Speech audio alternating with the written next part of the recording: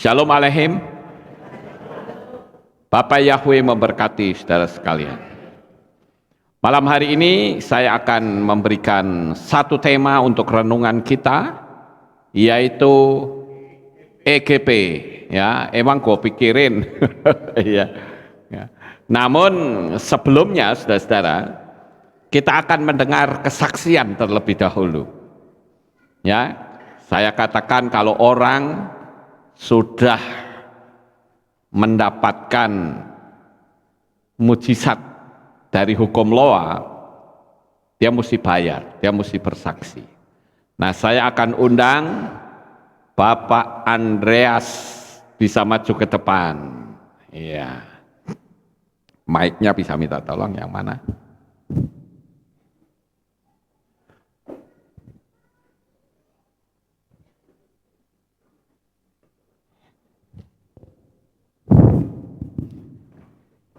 Ya, kita akan dengar saudara-saudara kesaksian dari saudara kita, Bapak Andreas. Silakan. Salam Bapak Ibu, Saudara dan subscriber.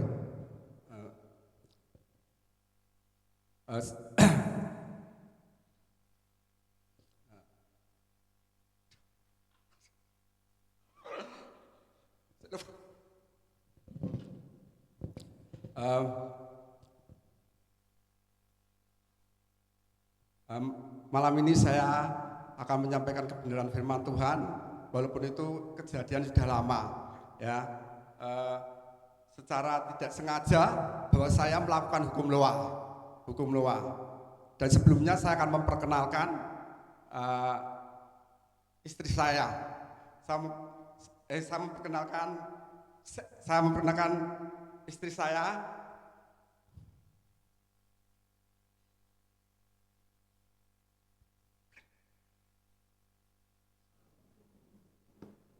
Ya, kasih tahu namanya siapa. Ini istri saya bernama Rizkila Siwahyuni, dan saya perkenalkan anak saya.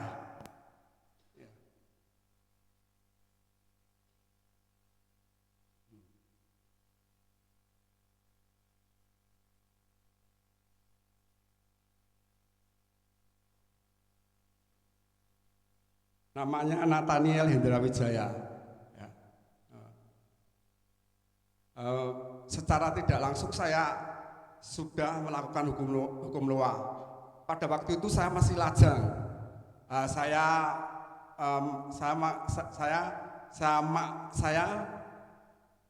manggil nenek saya Mak, ya. Mak saya menyuruh saya untuk saya segera menikah pada waktu itu. Tapi saya menjawab sama Mak saya belum punya rumah, Mak. Nanti kalau saya sudah punya rumah, saya baru mau menikah. Tapi Mak saya menjawab, menikah dulu, nanti baru kamu punya rumah, gitu. Tapi saya tetap berkokoh, saya mau punya rumah dulu baru menikah, gitu. Setelah itu saya tetap berkokoh, dan waktu itu saya masih bekerja buka warung di pasar, ya.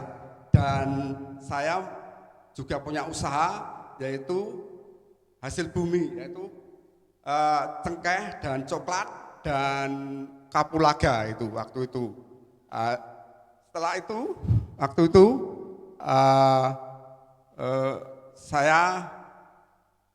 cici saya bilang kepada saya bahwa itu ada rumah di Bogeman yang mau dijual, gitu. Dijual, saya mau, gitu. Saya mau. Setelah itu saya, karena rumah itu separuhnya tembok separuh sekelilingnya, dan atasnya itu dari bambu dan rusak, gitu, ya. Saya mau segera membangunnya itu. Tapi cacik saya bilang, saya mau bangun tetap tingkat. Saya berpikir saya bangun tingkat, karena kalau tidak tingkat nanti tidak cukup, karena luasnya 50 meter persegi, terlalu kecil, gitu. Nah, cacik saya bilang, nganu aja, itu dicor aja dulu. Nanti kalau kamu mau meninggikan, meningkat, dikasih kolom-kolom disambung. Tapi saya tetap punya pendirian, saya mau saya tingkat gitu. Ya saya nggak tahu memang itu kebentur dana, kekurangan dana saya nggak tahu ya. Itu kan yang ngurusi cicit saya gitu. Lalu setelah itu saya tetap menggambar, saya gambar itu pola dari rumah itu. Saya gambar pola jadi, pola itu jadi, pola itu jadi. Setelah itu saya gambar, saya bayangkan saya gambar itu, saya tidak memikirkan cacing saya mungkin kekurangan dana, saya nggak tahu, saya tidak memikirkan itu, tapi saya berjalan gambar. Saya gambar, setelah itu dengan terjadinya krisis moneter itu tahun 1998, itu semua barang-barang itu naik meningkat ya, berlipat-lipat itu. Itu waktu saya itu cengkeh itu juga naik. Waktu cengkeh itu saya usaha cengkeh, jualan cengkeh itu harga 25.000 menjadi sampai 100 sampai membumbung tinggi. Begitu juga untuk kokoa coklat itu dari harga 5.000 sampai 50.000 dan 100 selanjutnya. Sehingga disitulah saya sampai menyelesaikan pembangunan rumah itu sampai berjalannya rumah itu sampai selesai gitu. Setelah berjalan rumah selesai, saya berdoa ya, doa, Tuhan, rumah sudah selesai, saya percaya Engkau pasti memberikan seorang pendamping bagi saya gitu. Seorang pendamping waktu itu tahun 2000 saya minta pendamping, saya punya kriterianya gini, Tuhan, orangnya tinggi Tuhan, karena untuk memperbaiki keturunan ya, orangnya tinggi. Lalu Tuhan, saya minta yang takut Tuhan dan baik hati dan takut Tuhan namanya gitu. Lalu berjalannya waktu, tahun 2005 saya dipertemukan, lalu tahun 2007 saya menikah itu. Saya menikah, setelah itu saya berdoa lagi, Tuhan, saya mau minta anak Tuhan itu. Kriterianya gini Tuhan, tinggi anak itu, smart, pintar Tuhan, gagah gitu Tuhan. Berjalannya waktu, tahun tanggal 20 Agustus 2009 saya beri anak itu lahir itulah berjalan itu gitu. Ya, itulah Bapak Yahweh itu sudah menyiapkan semua ya, sudah dari mengatur semuanya gitu. Iya, saya percaya bahwa Tuhan kita itu tak dahsyat, Tuhan kita itu Tuhan yang luar biasa, Tuhan kita itu Tuhan yang tidak terbatas. Apapun situasi keadaan kita ini, ya, tapi Dia tidak terbatas. Dia mampu memberkati kita, asal kita percaya. Jangan bimbang, jangan ragu, ya. Terjadi kepada saya dan saudara semua, ya, amin, ya. Begitu juga untuk Papi Lukas ya, ya terjadi juga ya apa yang saat ini membangun gereja Kehilaf pasti selesai ya, dananya selesai dengan awal dari akhirnya, selesai dengan sempurna menjadi bangunan yang megah ya, amin. Terima kasih ya untuk kesaksian ini.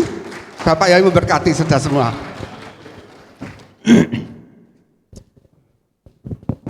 Ini kok jadi grogi ya tadi.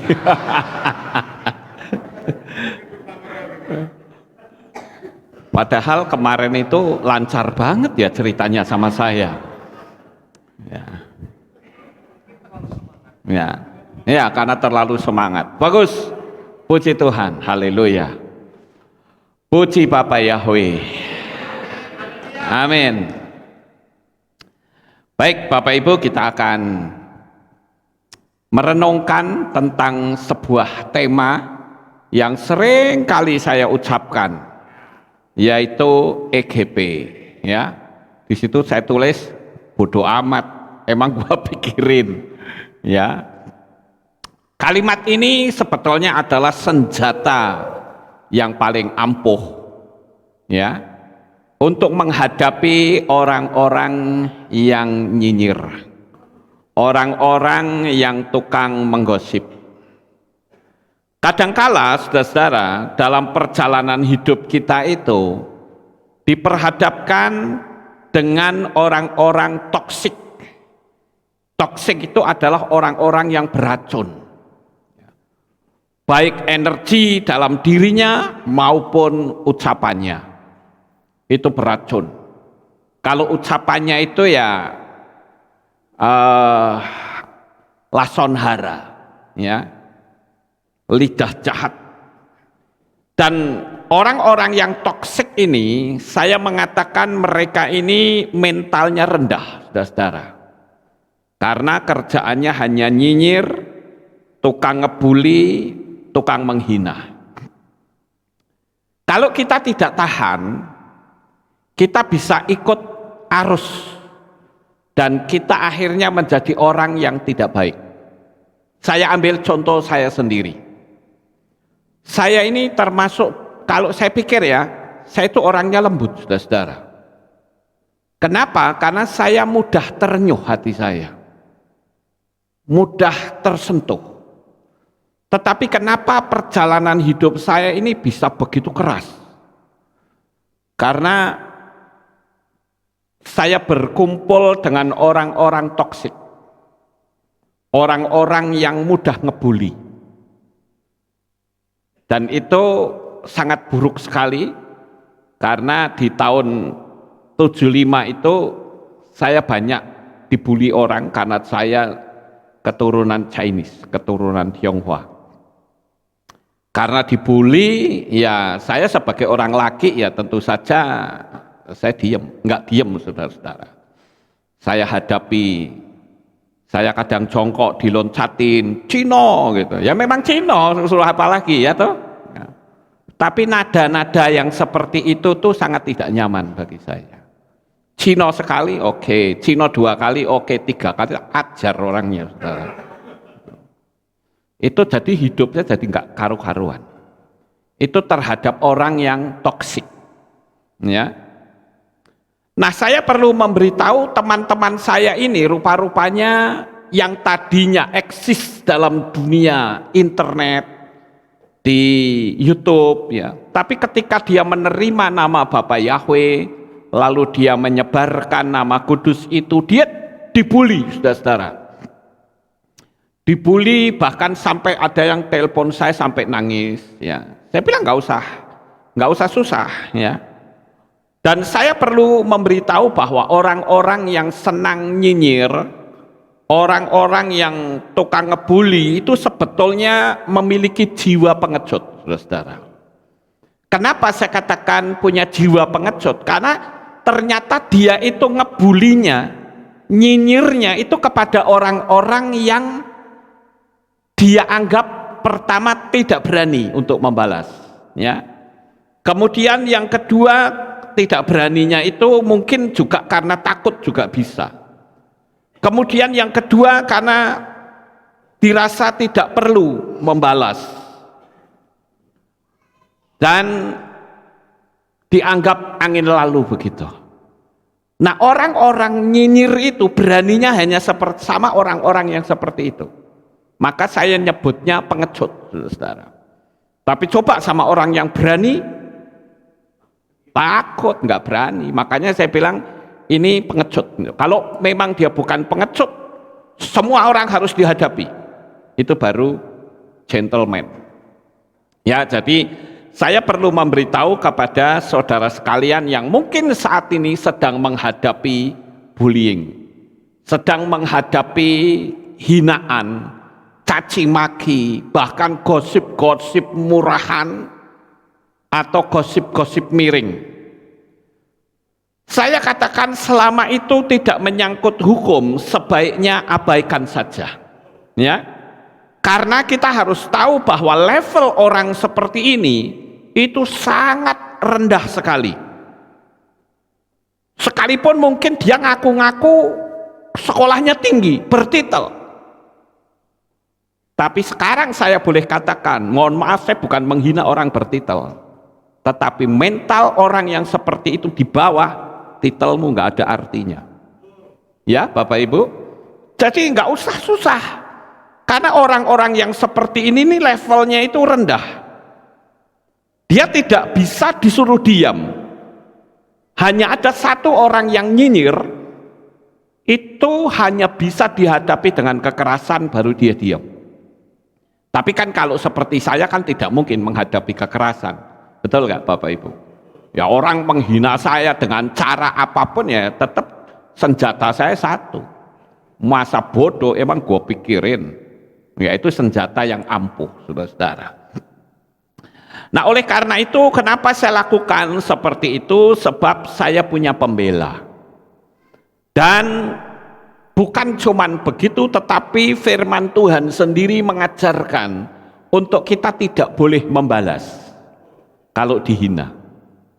Beda dengan kepercayaan-kepercayaan yang lain yang disentuh sedikit saja bunuh, bakar. Ya, kalau kita nggak bisa begitu, saudara. Pengajaran iman kita bukan seperti itu. Ketika mereka menghina dengan lidah jahat, kita bilang, emang gue pikirin. Karena apa? Yang pertama, kita tahu bahwa orang itu levelnya rendah. Ya kalau kita melayani ya sama saja kita ikut rendah levelnya, betul nggak Bapak Ibu? Saya dulu pernah dikasih tahu sama nenek saya. Nenek saya pernah ngomong gini, nek kowe menghadapi wong edan, ojo dilayani engko edan bareng. Ya. Artinya kalau kamu berhadapan dengan orang gila jangan dilayani, karena kamu juga akan jadi orang gila juga, gitu loh. Jadi kalau kita yang waras, yang harus ngalah, orang ngalah itu belum tentu kalah kok. Ya toh Bapak Ibu. Nah, itu yang pertama. Dan yang kedua, firman Tuhan itu mengatakan supaya kita tidak boleh membalas. Ya kita mau tunduk firman Tuhan apa tidak? Ya, saya akan bacakan beberapa ayat kitab suci kita. Inilah wujud dari iman kita, Bapak Ibu. Karena kepercayaan iman kita itu berbeda. Jadi kita mesti ngikutin apa yang kitab suci tulis. Saya akan mulai dari Lukas 14 ayat 14. Dan engkau akan berbahagia karena mereka tidak mempunyai apa-apa untuk membalas kepadamu, sebab hal itu akan dibalaskan kepadamu pada hari kebangkitan orang-orang benar. Jadi kalau kita berbuat baik, Tuhan pasti akan memberkati kita. Roma 2 ayat 6, yang akan membalas setiap orang sesuai dengan perbuatannya. Nah kalau kita perbuatannya baik, Bapak Yahweh membalas dengan perbuatan yang baik enggak? Baik. Kalau kita berbuat baik, Bapak pasti akan memberi banyak hal yang baik kepada kita. Roma 12 ayat 17 dikatakan, jangan membalas kepada seorang pun kejahatan ganti kejahatan. Tunjukkan terlebih dahulu yang baik di hadapan semua orang. Nah ini kan jelas, saudara-saudara, tidak boleh membalas. Ya. Kemudian di Roma 12 ayat 19 dikatakan, janganlah kamu sendiri menuntut balas, hai yang terkasih, tetapi berilah tempat bagi murka, sebab telah tertulis, punyakulah pembalasan, akulah yang akan membalas, Yahweh berfirman. Jadi ayat-ayat tadi itu mengajarkan kita untuk tidak membalas. Kemudian 1 Tesalonika 4 ayat 6, sehingga tidak melangkai dan mengambil keuntungan dalam perkara saudaranya, karena Tuhanlah yang membalas terhadap semuanya itu, sebagaimana pula telah kami katakan sebelumnya dan telah kami persaksikan dengan sungguh kepadamu. Dikatakan karena Tuhan yang membalas. Kalau Tuhan yang membalas, membalas apa? Kebaikan kita. Itu pasti hasilnya sangat menyenangkan, saudara. Kalau Tuhan yang membalas kebaikan kita, kita hidup ini puas menjalani hidup di dunia. Dan kalau kita dibully, kita diam, kita nggak akan punya musuh. Tapi kalau kita dibully kemudian kita membalas, mungkin orangnya kalah.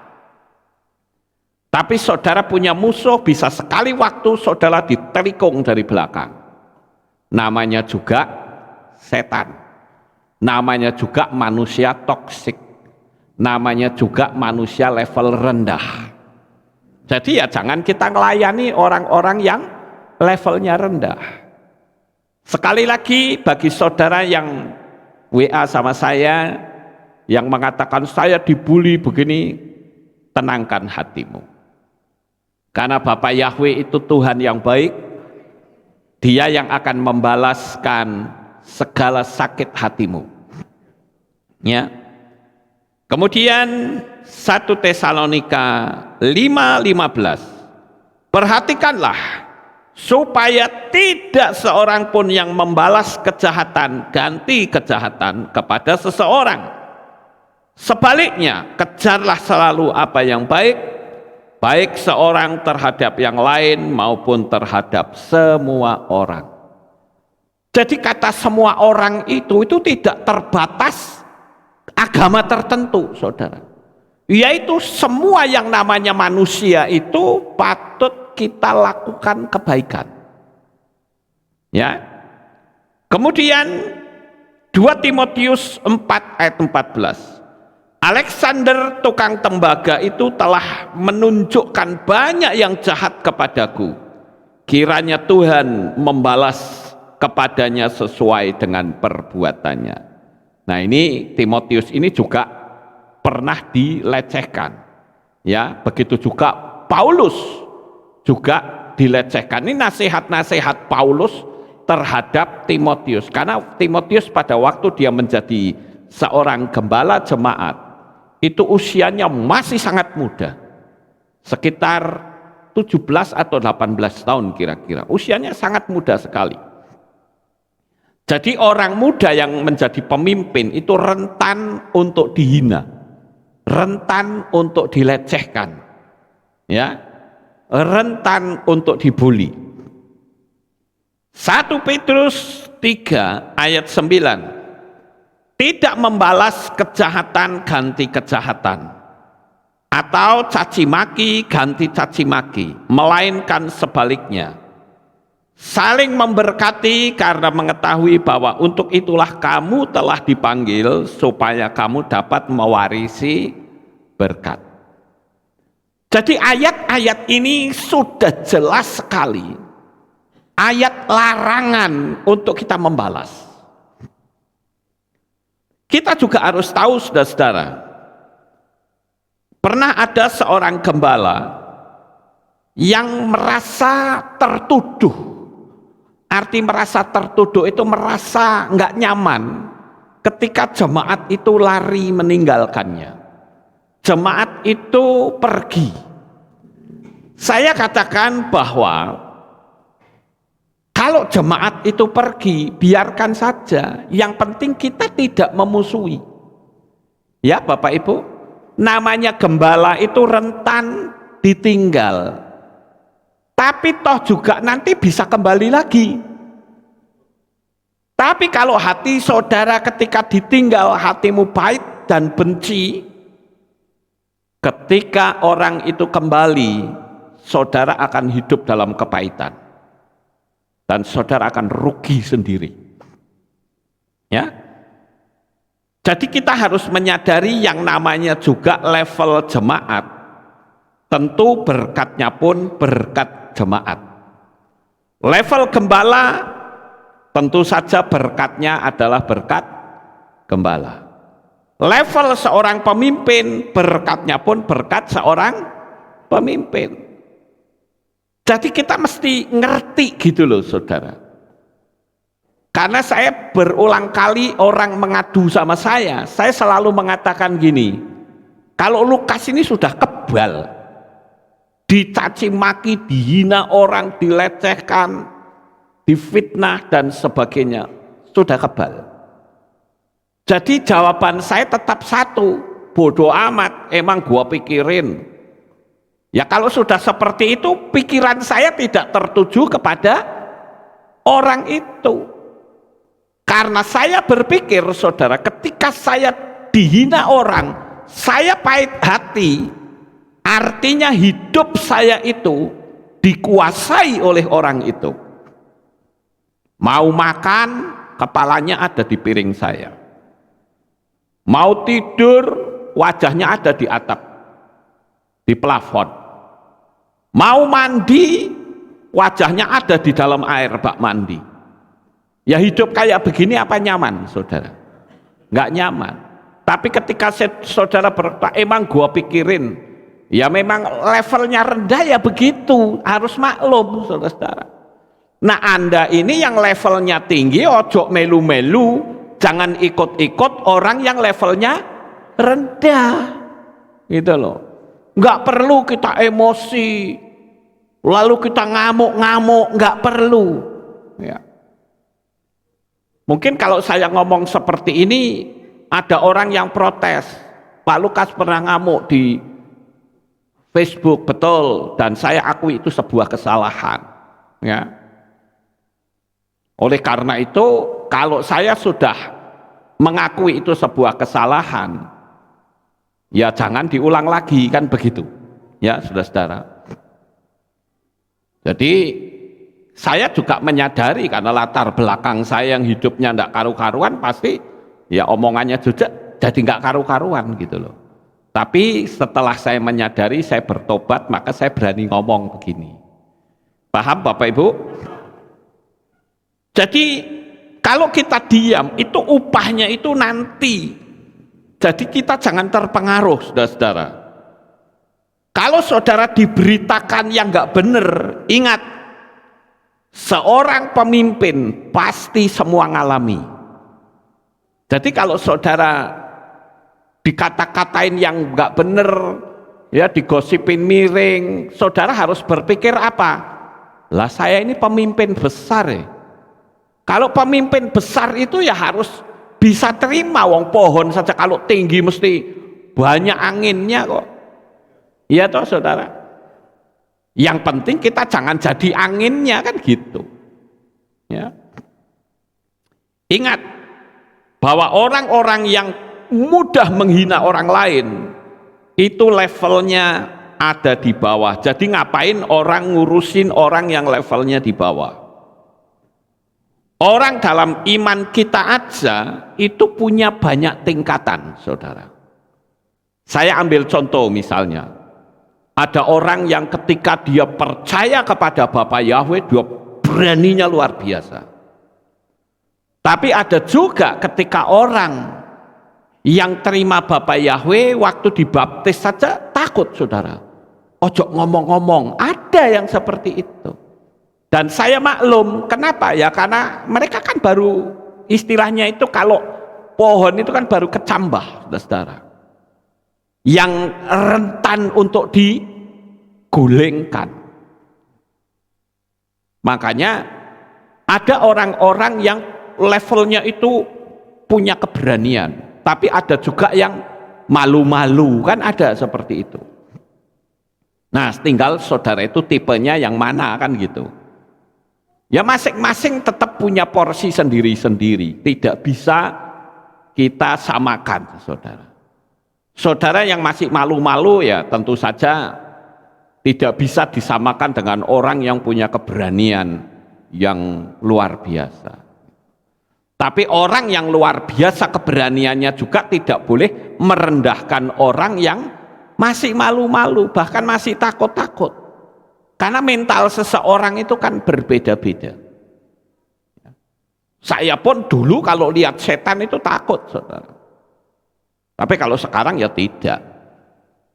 Kenapa? Karena saya sudah tahu setan itu apa, kan begitu. Begitu juga ketika saya percaya kepada Bapa Yahweh, oh saya tidak takut, kan saya malah bangga gitu loh. Saya proklamirkan kemana-mana. Ada orang yang mengatakan Lukas Sutrisno antikris. Ada tuh konten judulnya Lukas Sutrisno antikris. Saya jawab, ya, Lukas Sutrisno antikris. Tapi Lukas Sutrisno bukan anti Hamasiyah. Amin. Ya, jadi begitu saudara. Saya pun nggak marah, memang saya antikris kok. Tapi kalau saudara mengatakan anti Hamasiyah, ya tidak. Saya bukan anti Hamasiyah. Saya justru cinta kepada Yeshua Hamasiyah sebagai Tuhan saya. Ada juga konten yang ngawur yang mengatakan Lukas Sutrisno itu tidak mengakui Yesus sebagai Tuhan. Iya. Karena memang saya tidak memanggil dia lagi sekarang. Saya memanggilnya Yeshua Hamasiyah. Itu adalah Tuhan dan Juru Selamat saya. Oh itu salah. Ya karepmu, emang gua pikirin. Kan gampang saudara. Jadi ketika kita berhadapan dengan orang-orang yang seperti itu, kita nggak perlu marah-marah, nggak perlu ngamuk-ngamuk, ya. Kita justru harus bersyukur kalau saudara itu punya teman. Saya kemarin dapat WA dari seseorang, ya. Orang ini ada di grup yang lain, di grup sebelah sono, saudara. Ketika dia panggil nama Yahweh dan Yesua, wah dia dibully habis-habisan. Saya katakan, kan saya sudah ngomong, kalau Anda sudah menerima nama Bapa, kamu jangan di situ, kamu pasti akan dihina. Apalagi orangnya itu nyinyirnya itu banyak sekali yang nyinyir. Ngapain kamu di situ? Yang penting kan kamu sudah memberitakan, ya sudah keluar saja dari situ. Aman, betul nggak saudara? Dia mau membuli, emang gua pikirin, saudara nggak lihat lagi karena sudah keluar kan begitu. Ya. Dan saya pun tahu bahwa apa yang saya sampaikan sekarang ini juga pasti ada orang yang nggak suka. Iya toh? Terus saya harus bagaimana? Ya EGP. Iya toh? Ya kalau sudah begitu kan tenang. Betul nggak Bapak Ibu? Justru kalau saudara punya teman membuli begitu, bersyukur. Kenapa? Karena saudara pasti tidak akan bisa mendekati orang itu, percuma. Yang berbahaya itu yang ada bersama kita, tapi di belakang dia tusuk kita. Itu yang ngeri saudara. Kalau yang terang-terangan membenci kita, membuli kita, terima kasih. Karena tidak mungkin saya bergaul dengan orang yang seperti itu. Amin. Tapi kalau kelihatannya baik, tetapi ternyata di belakangnya nusuk kita, itu yang berbahaya saudara-saudara. Ya. Beberapa waktu yang lalu saya diberitahu oleh seseorang yang memberikan komentar yang jahatnya luar biasa.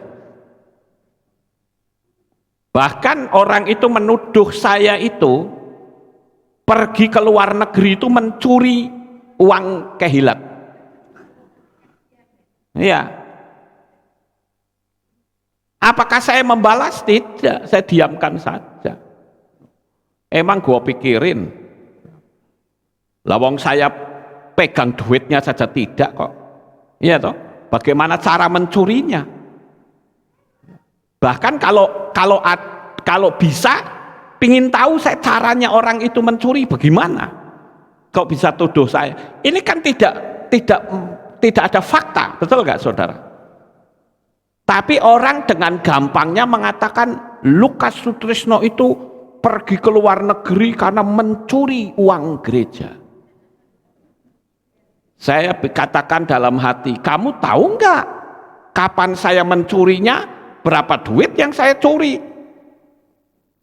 Kalau tidak itu bisa masuk pidana, bisa nggak saudara? Bisa, karena itu bisa disebut sebagai pencemaran nama baik. Ada orang yang sempat marah juga. Bagaimana kalau kita selesaikan secara hukum? Saya bilang jangan, nggak perlu. Nah orang itu coba saya kirimi screenshot. Saya kirimin, apa betul Anda kirim seperti ini? Nggak dibalas, saudara. Lalu saya kirim untuk yang kedua, Shalom, saya sebut namanya. Ternyata sudah nggak aktif HP-nya. Artinya apa? Dia seorang nyinyirer yang sejati. Ya. Seorang pengecut, ya.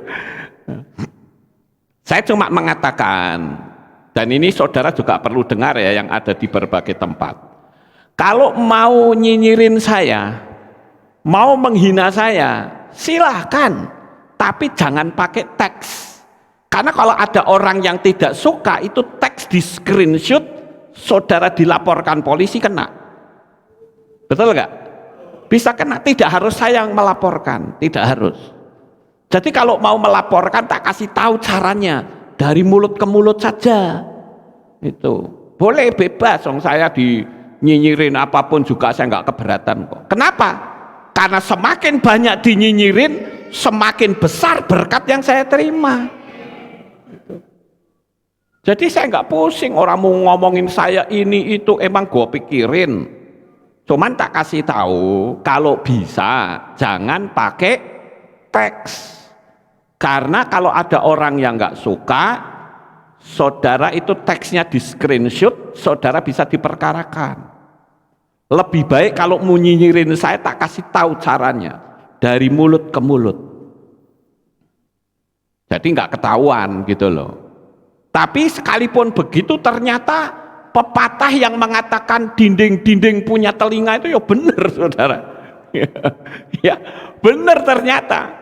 Jadi apapun orang-orang yang ngomongin saya di belakang, itu tembus semua, saudara. Jadi apakah saya itu jadi maha mendengar?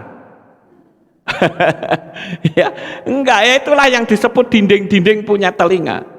Jadi orang-orang itu pada lapor kepada saya jawabnya tetap sama, emang gua pikirin. Ya saudara, jadi kalau mau nyinyirin saya aman, tak jamin aman. Jadi silahkan nyinyir sak mencong wudelmu, ya nggak akan saya balas, saudara-saudara. Ya, jadi itu pesan saya ya, karena kalau pakai teks kamu bisa kena masalah, karena memang ada netizen yang mau belain saya habis-habisan. Saya bilang nggak usah, wong sayanya saja yang dihina ya, dilecehkan ya, saya nggak sakit hati kok. Kenapa? Lah wis kebal, karena seringnya saudara sudah kebal gitu loh. Makanya saya katakan saya bersyukur karena saya bukan seperti yang dulu gitu loh. Jadi saya anjurkan, kembangkanlah bakat nyinyirmu sebebas-bebasnya ya, tapi kalau bisa pakai ucapan saja ya. Karena kalau pakai teks sekali lagi saudara bisa kena masalah hukum, apalagi saudara tidak bisa membuktikan. Kalau ada yang nuntut, ayo buktikan kalau Lukas Sutrisno itu mencuri, kamu dapat dari mana, kena semua itu, saudara. Betul nggak? Jadi kita pun juga jangan belajar nyinyir, ngerti nggak? Karena kalau saudara ketemu dengan orang yang berangasan, tahu berangasan, orang yang temperamental, wah saudara bisa bahaya. Amin, Bapak Ibu. Ya.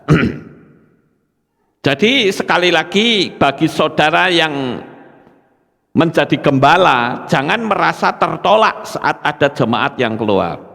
Orang keluar masuk itu biasa.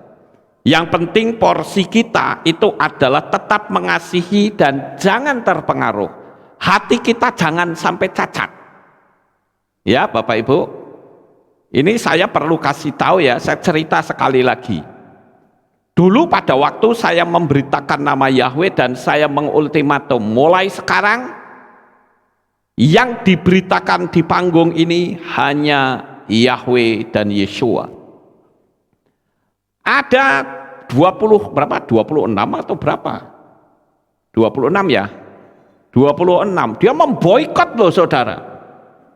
Saya sedang ngomong begini, wah dikacau itu soundnya. Sampai hilang sama sekali. Itu dikacau. Lalu mereka membuat pernyataan, saya mau vakum. Dan vakum itu kan berarti orang ambegan, nggak bernafas, betul nggak? Artinya tidak mau melayani, ya toh saudara. Vakum itu kan tidak mau melayani.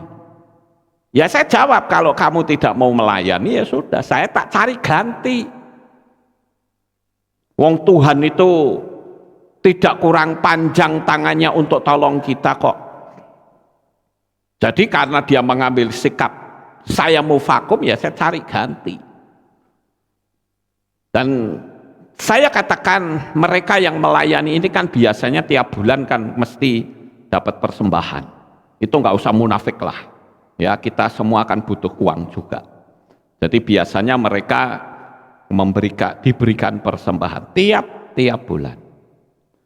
Tapi kali itu saya ingat yang biasa ngasih persembahan itu adalah Pak Bob, Bapak Yakob Bob Santoso, yang sekarang sudah almarhum. Tapi hari itu saya katakan, kali ini tangan saya sendiri yang akan memberi. Ya, mereka kumpulin, tak suruh duduk. Kemudian apa yang saya lakukan? Saya ambil baskom, saya lakukan pembasuhan. Ritual pembasuhan. Tujuannya apa? Supaya hati saya tidak cacat. Paham Bapak Ibu? Saya basuh kaki mereka, saya peluk kaki mereka, saya cium dengan hati yang setulus-tulusnya. Kemudian mereka saya peluk dan saya bisiki di telinganya. Kalau kamu di luar sana menghadapi kesulitan, cari saya. Artinya apa? Artinya saya tidak kepahitan dengan mereka. Amin. Ya. Jadi mempertahankan hati yang tak bercacat itu tidak mudah. Kita harus berani berkorban. Sama seperti Yesua. Yesua itu dihina, dicaci maki. Bahkan oleh orang-orang yang baru kemarin sore matanya dicelekkan oleh Tuhan.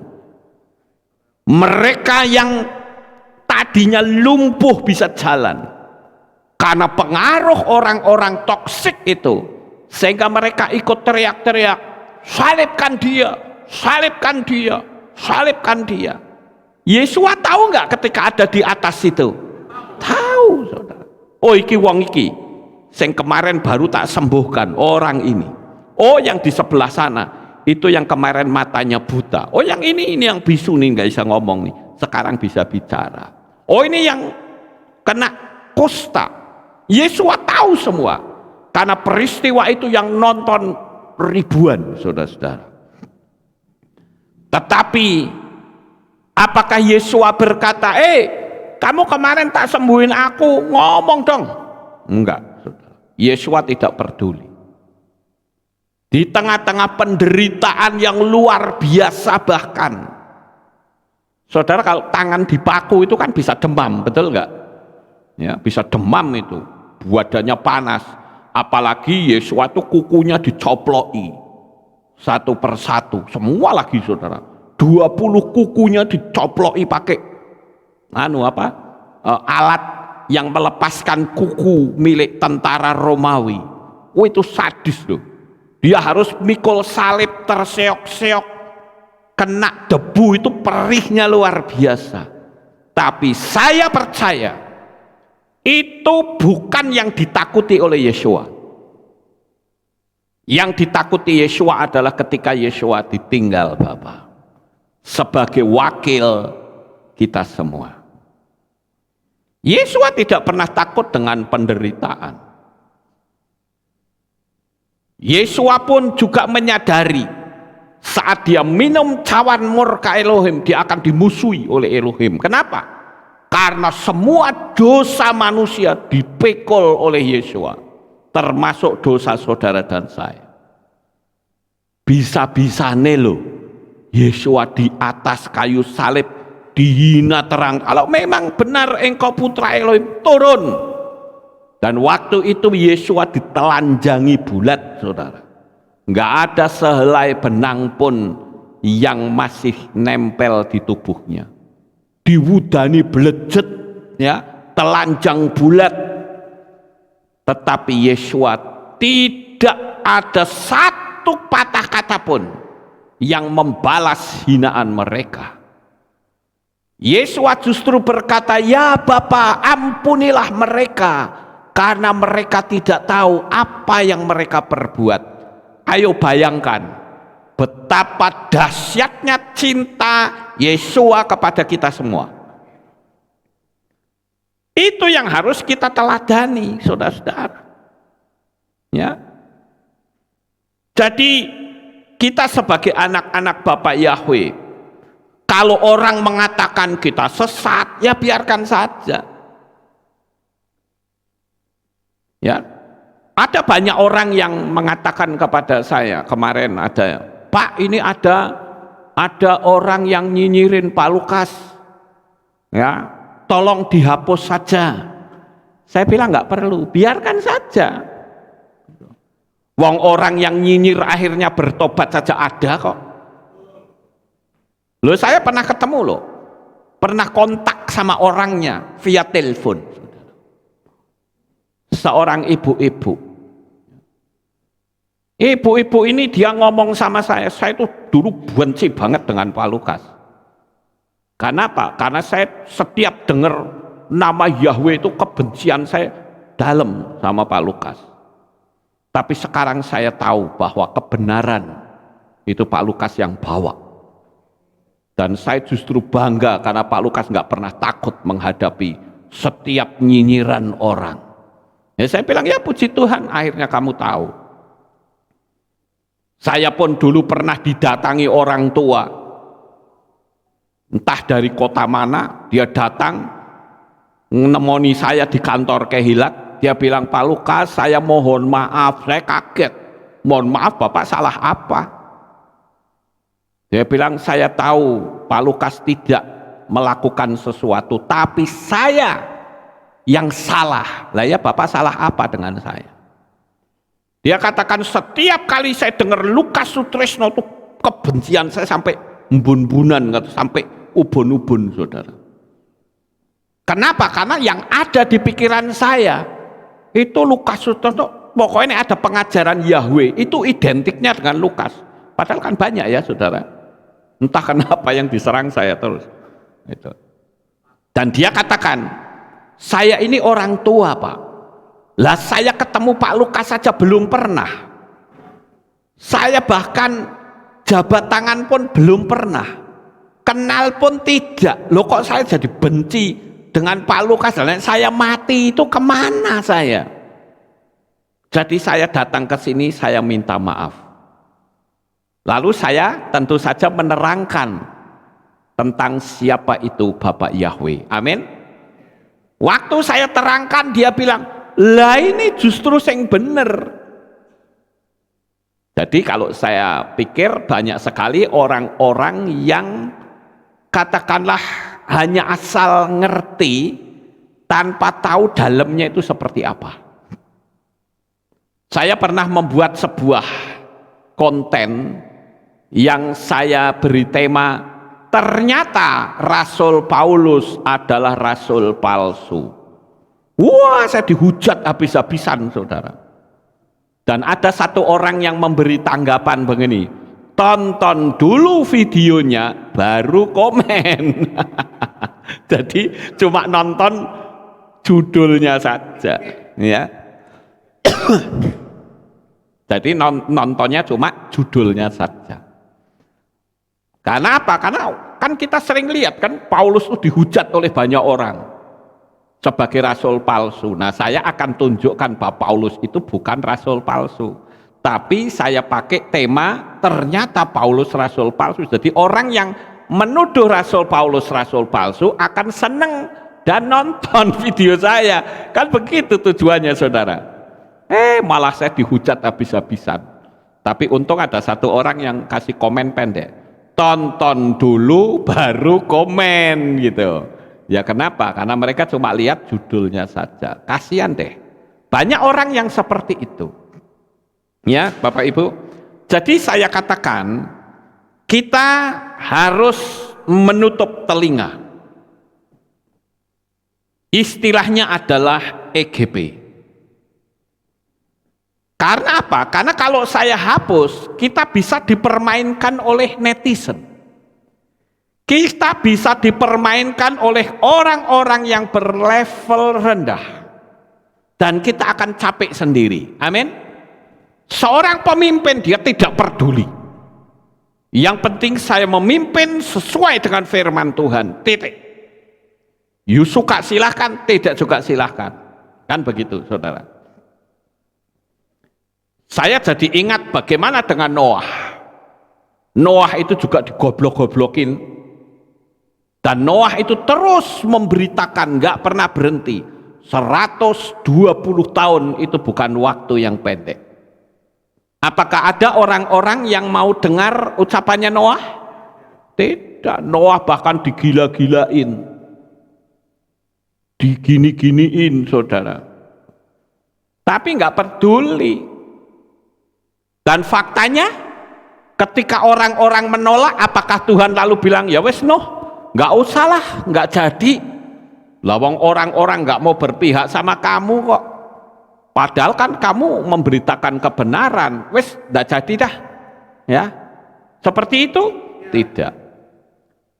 Apa yang Bapak Yahweh sudah canangkan tidak bisa dihambat oleh massa maupun manusia. Bapak Yahweh justru berkata, kalau manusia tidak mau, binatang suruh masuk.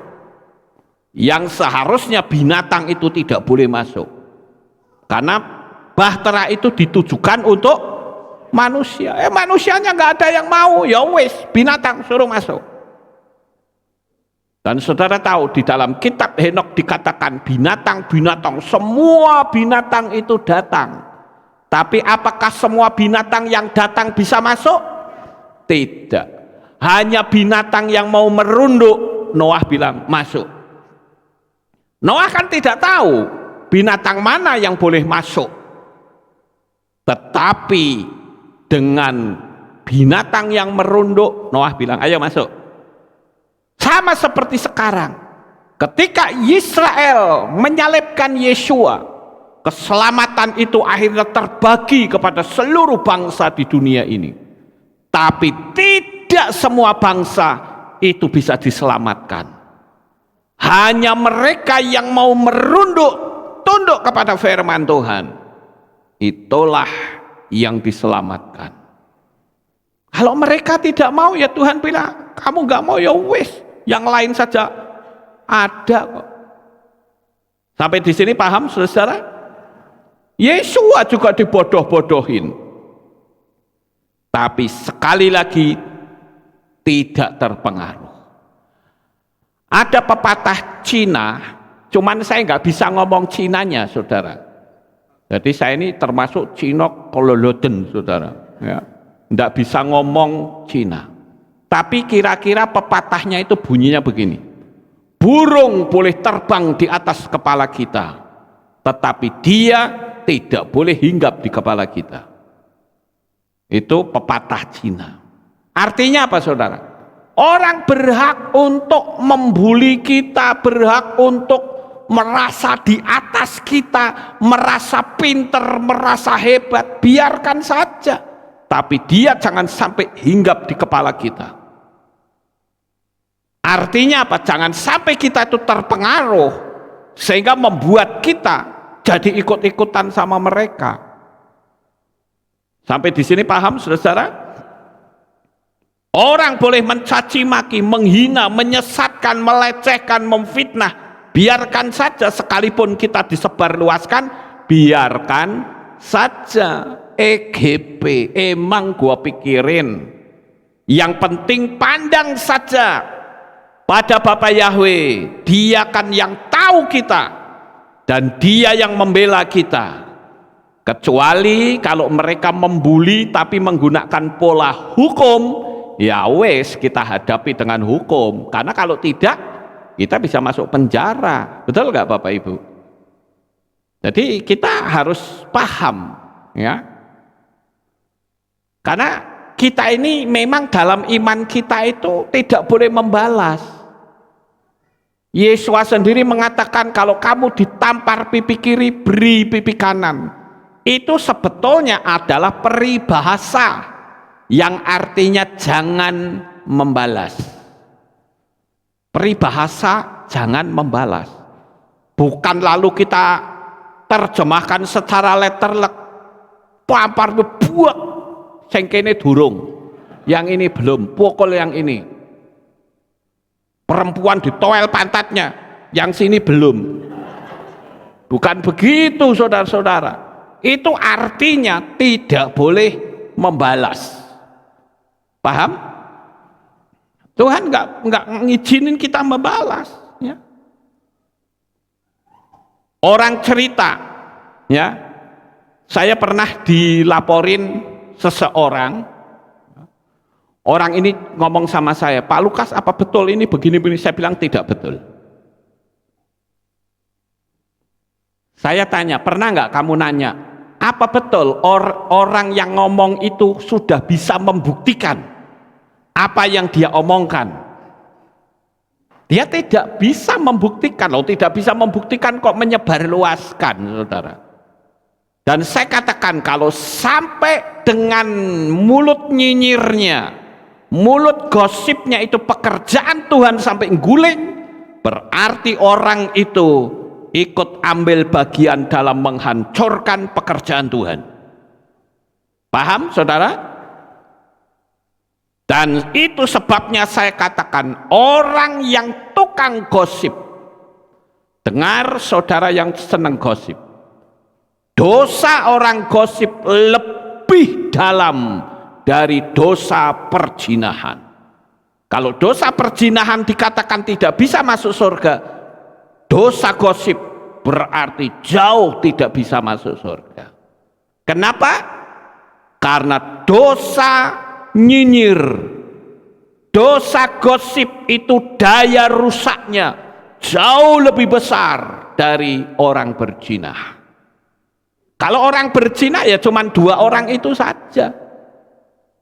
Tapi kalau dosa nyinyir, dosa gosip itu daya rusaknya lebih besar. Seperti ibarat orang bawa senapan, dar, paling 1, 2, 3. Nah, coba pakai nuklir, sekalipun kecil, des, boom, habis saudara.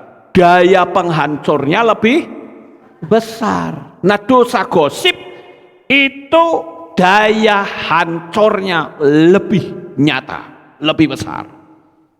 Jadi bertobat bagi yang tukang gosip, karena Anda sebetulnya sedang memegang alat penghancur pekerjaan Tuhan. Alangkah baiknya kalau mulutmu diubah dengan banyak bersaksi. Misalnya di Facebook tulis, betapa bersyukurnya saya karena ada mujizat seperti ini. Sehingga orang yang tidak percaya dia bilang, oh ya, Bapak Yahweh juga ternyata ada mujizat. Ya adalah. Betul nggak Bapak Ibu? Tapi kalau yang diomongkan itu hanya hal-hal yang negatif, orang bilang, nggak tertarik saya. Masih bagusan iman saya yang lama. Kan begitu. Ya, jadi ini saya sampaikan ini sebetulnya adalah nasihat-nasihat untuk saudara-saudara. Dan saya beritahu bagaimana caranya supaya kita itu tidak gampang menggosip. Kalau saudara mendengar sebuah berita, sebutlah berita yang buruk dan jahat. Buat saringan saudara. Saya seringkali memberikan saringan, ada 5 saringan. Yang pertama adalah buat sebuah pertanyaan, ini benar atau tidak? Ya, harus ngerti. Lawang kalau benar masuk ke saringan kedua, kalau tidak benar ya stop, jangan menyebarluaskan. Kamu tahu, ojo ngomong-ngomong ya. Kamu tahu nggak si A itu begini-begini, nanti dia lapor lagi. Kamu tahu, ojo ngomong-ngomong, jangan banyak bicara kemana-mana ya, jangan cerita sama-sama, tak kasih ngerti. Sehingga sudah berapa orang? 2 orang. Cerita lagi ke sana, tak omongi, kamu jangan cerita ya, ini rahasia kita berdua. kemana-mana, saudara-saudara. Ya, dan akibatnya apa? Orang yang ngomong seperti itu ketahuan nggak? Ketahuan. Dinding-dinding punya telinga. Hati-hati. Ya, banyak orang yang nyinyirin saya yang nampaknya, oh Pak Lukas, baiknya luar biasa. Ternyata di belakang pegang belati, saudara. Makanya saya bilang, Anda nyinyirin saya, sak kemengmu, saya tidak akan balas. Dan hati saya pun akan tetap sama. Hati saya tidak bisa diubah dengan nyinyiranmu, tidak. Saya harus tetap menjaga hati seperti Yesua. Yesua di luaran dikatakan, kamu tahu nggak kalau Yesua itu kawin sama Maria Magdalena? Pernah dengar nggak? Apakah Yesua langsung menghukum orang itu?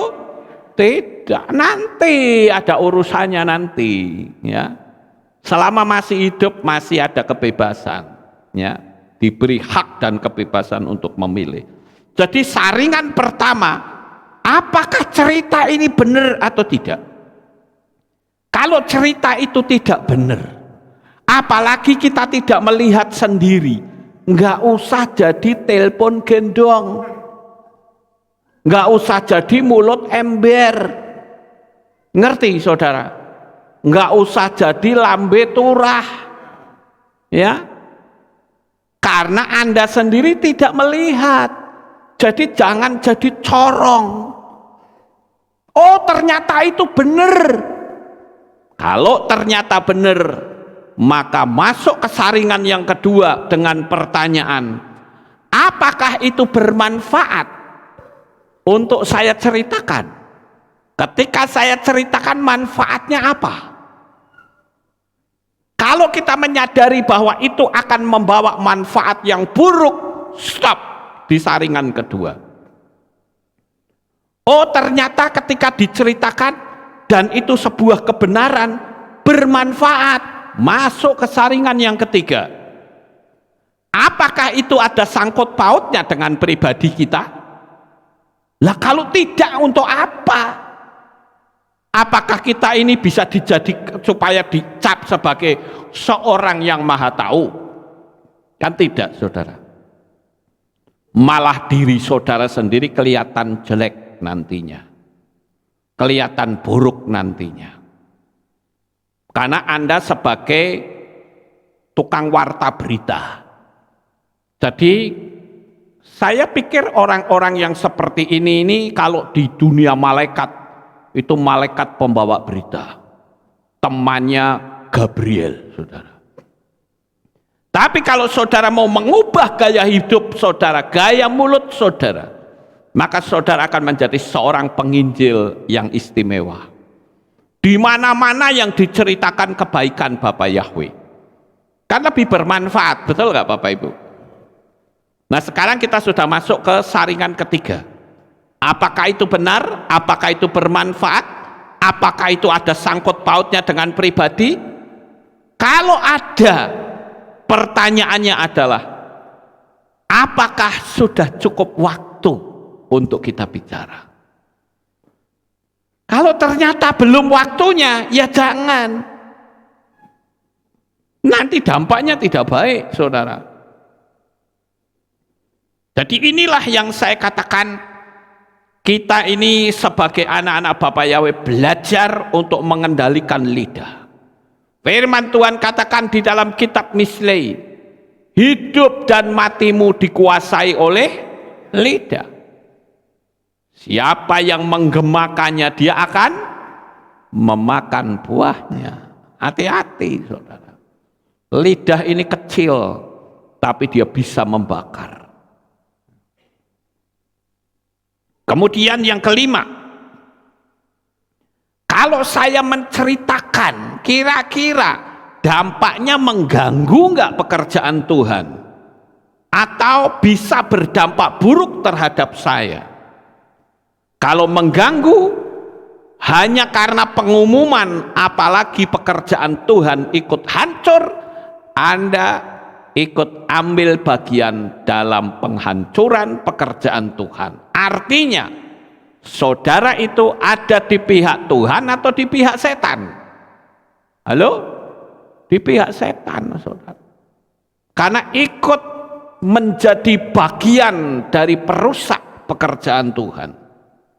Sekali lagi, gosip adalah dosa yang sangat berbahaya. Dan yang berbahaya itu adalah kalau suara-suara yang datang juga dari pikiran liar. Karena terlalu halu begitu ya. Sehingga ngaco pikirannya. Ngomongin yang enggak-enggak, padahal itu munculnya dari pikiran sendiri. Wah, itu parah, saudara. Dan kumpul dengan orang-orang yang menghujat nama Bapak Yahweh dan Yeshua HaMasyiah, itu juga berbahaya. Oleh karena itu kita harus belajar untuk berdoa bagi musuh-musuh kita. Karena dengan saudara berdoa untuk musuh-musuhnya, Rabi Saul mengatakan kita sama saja menumpuk bara api di atas kepalanya. Nah, kalau kita menumpuk bara api di atas kepala orang, kira-kira orangnya bisa tahan enggak, saudara? Kalau orang itu sampai mengalami celaka, ya jangan salahkan kita. Itu dunia alam supranatural, kejadiannya kayak begitu, saudara. Jadi berhati-hatilah, jangan kita memusuhi.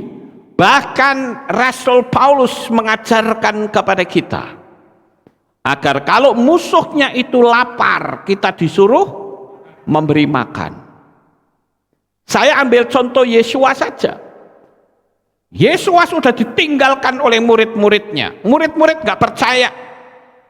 Tapi ketika Yesua bangkit, murid-murid juga sudah down, imannya berantakan semua. Yang harusnya menjala manusia, dia kembali menjala ikan. Yesua menampakkan diri kepada murid-muridnya. Dan Yesua bertanya kepada mereka, anak-anak, adakah lauk yang ada padamu? Pernyataannya lembut sekali, saudara. Coba kalau Yesua itu manusia biasa, dia muncul jegogok gitu, lalu dia bilang, murid-murid, kamu gak percaya kan? Nih aku bangkit. Ayo, gimana lo sekarang? Kamu sih dibohongi ahli Taurat, orang Parisi, mau sih lo. Tapi faktanya aku bangkit. Ayo, gimana lo? Yesua tidak begitu. Dia tidak mengungkit masa lalu. Apa yang sudah berlalu, biarlah berlalu. Yesua melihat ke depan, ngajari jemaat, ngajari murid-muridnya. Adakah lauk? Tidak ada. Yesua kasih ikan goreng. Enak sekali, saudara. Ya, satu ayat yang terakhir yang akan saya bacakan, Roma 12 ayat 20 dikatakan, oleh karena itu jika musuhmu itu lapar, berilah dia makan. Jika dia haus, berilah dia minum. Sebab dengan melakukan hal ini, kamu akan menumpukkan bara api di atas kepalanya. Kalau musuh saudara tiba-tiba di depan saudara, katakanlah dia lapar, apa yang akan saudara lakukan? Lo sih menghina gua, sekarang rasain lo. Apakah seperti itu? Tidak. Kita harus menyambut dia. Ayo, mari silahkan makan bersama kita. Lah kalau ternyata dia nantinya banggal lagi gimana? Iya, kembali Tuhan akan jadikan yang lebih parah lagi, saudara. Amin. Yang penting kita tunduk kepada firman Tuhan, percaya saja bahwa bersama dengan Bapak Yahweh kita selalu menang. Sukses besar untuk saudara.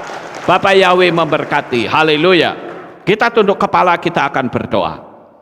Kami mengucapkan terima kasih dan syukur kepadamu ya Bapa. Malam hari ini kami telah merenungkan firman-Mu.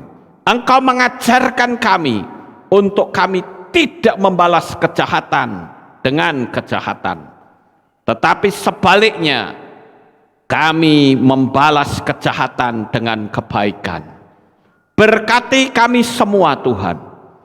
Dan bahkan kami doakan orang-orang yang gampang nyinyir, naikkan level hidup mereka, agar supaya mereka menyadari bahwa mental mereka di atas rata-rata. Sehingga ketika dia menyadari itu, dia tidak akan mengusik kehidupan orang lain. Terima kasih Bapak Yahweh, meteraikan firman Tuhan ini di dalam hati anak-anak-Mu, sehingga kehidupan mereka menjadi lebih baik, dan hidup mereka diberkati oleh Bapak Yahweh. Level hidup mereka selalu ada di tempat yang tinggi. Terima kasih Bapa, dalam nama Adonai Yeshua HaMashiach kami sudah berdoa. Amin. Haleluya. Kita akan dengar pengumuman. Shalom. Berjumpa kembali dalam Aleph Tau Update News. Berikut pengumuman untuk minggu ini. Berita Lelayu. Telah pulang ke rumah Bapak Yahweh Ibu Tumi Sarjono yang berusia 76 tahun. Meninggal pada hari Minggu 19 Juni 2022 pukul 11:34 waktu Indonesia Barat, dan telah dimakamkan pada hari Senin 20 Juni 2022 di TPU Tempel Sari Jambon, Magelang. Jemaat yang dikasihi oleh Bapak Yahweh, kami mengajak saudara untuk berpartisipasi dalam aksi donor darah yang bertemakan "Darahmu Semangat Bagi Mereka". Kegiatan ini akan diadakan pada hari Minggu 3 Juli 2022 pukul 8 pagi di Kehilat Aleph Tau. Demikian pengumuman minggu ini. Sampai jumpa di ibadah selanjutnya. Bapak Yahweh memberkati. Ya, itulah pengumumannya Bapak Ibu. Kita akan akhiri ibadah kita malam ini. Saya mengundang kita semua bangkit berdiri, kita tutup dalam doa. Terima kasih Bapak Yahweh, selesai sudah ibadah kami. Dari awal, pertengahan, sampai pada akhirnya. Sebentar lagi anak-anak-Mu akan kembali pulang ke rumah mereka masing-masing. Jaga, lindungi, peliharakan mereka sampai di rumah dengan selamat. Pertemukan kembali pada jam-jam ibadah mendatang di dalam ikatan tali kasih-Mu. Terima kasih Bapa, Engkau memberkati anak-anak-Mu dengan kesehatan, damai sejahtera, dan berkat materi. Sehingga anak-anak-Mu tetap bersukacita dan tetap berpengharapan kepadamu. Dalam nama Adonai Yeshua HaMashiach kami berdoa. Mari kita angkat tangan kita dan kita akan menerima birkat Kohanim. Haleluya. Yevarecheka Yahweh wa yisbereka.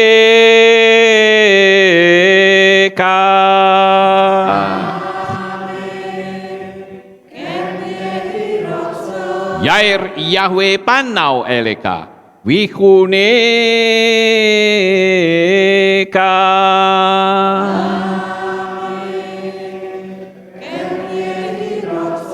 Yesa Yahweh panau eleka wa yashem lecha shalom.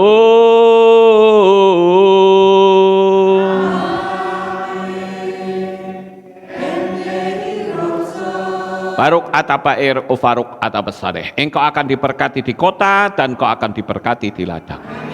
Baruk peripitne kau friatmat kau fri fahemte kasyekar ala peka westerot soneka.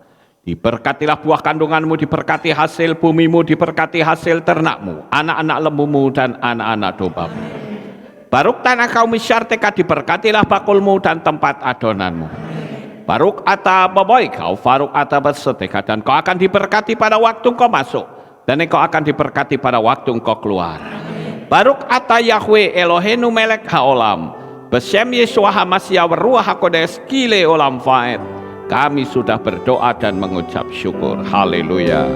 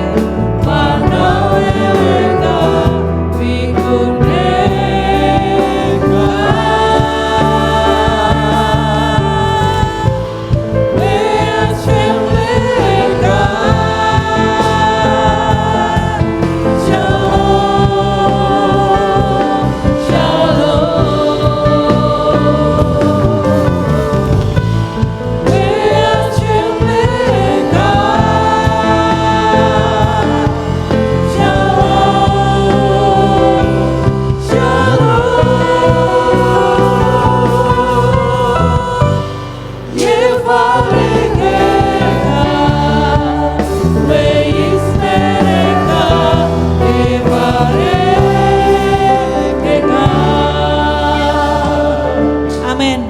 Selamat pulang, Bapak Yahweh memberkati.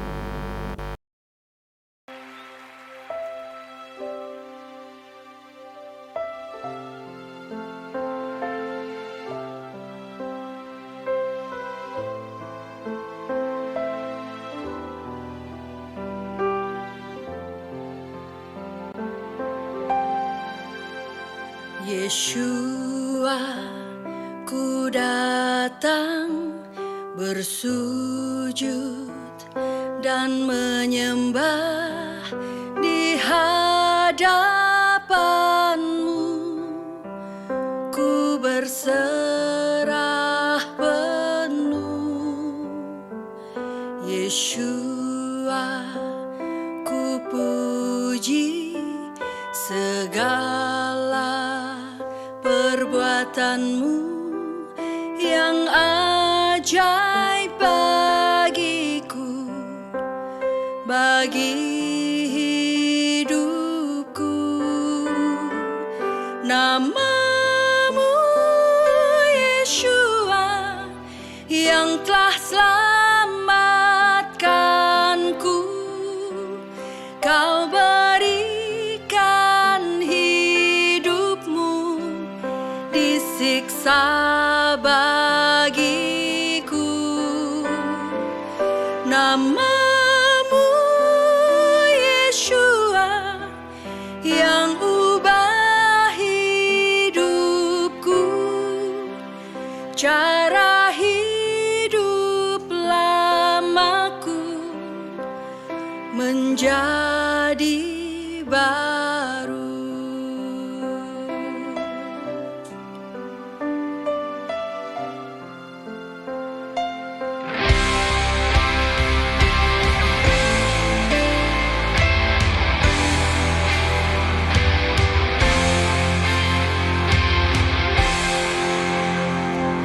Yeshua, ku datang bersujud dan menyembah di hadapan-Mu.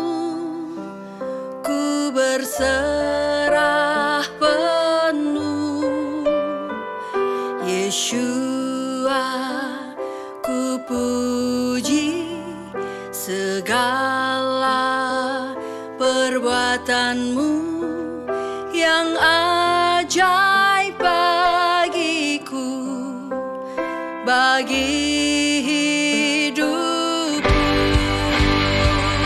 Nama-Mu Yeshua yang telah selamatkanku. Kau berikan hidupmu disiksa bagiku.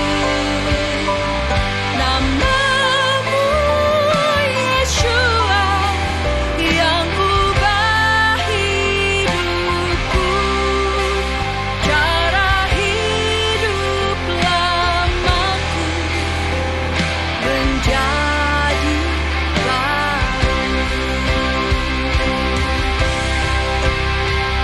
Nama-Mu Yeshua yang telah selamatkanku, telah mati hidup lamaku, ku lahir baru.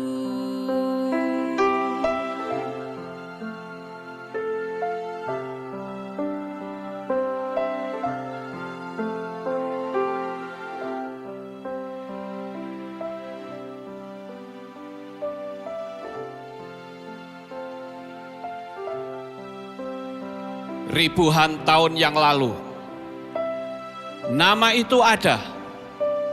Sebelum dunia dijadikan, nama itu sudah ada. Namun, nama itu seolah tenggelam. Namun dia tidak pernah tenggelam. Asher Ehyeh. Aku ada yang aku ada. Dia ada untuk memberikan keselamatan. Dia ada untuk membawa kita kehidupan. Dia ada dari kekal sampai kekal. Dia Elohim Abraham, Yitzhak dan Yakov. Dia Elohim Israel. Dia juga Elohim atas Indonesia. Dia Elohim yang memulihkan Israel. Dia Elohim yang memulihkan Indonesia. Diberkatilah Israel. Diberkatilah Indonesia. Di dalam kitab Yesaya pasal 43 ayat yang ke-11, di dalam bahasa Ibrani dikatakan, Anoki, Anoki, Yahweh, wa'ain mipal adai Mosia. Akulah Yahweh, dan tidak ada juru selamat selain aku. Namanya adalah jaminan keselamatan. Namanya yang membebaskan kita. Namanya yang membuat kita menjadi selamat. Namanya Yahweh, Elohim keselamatan kita. Haleluya.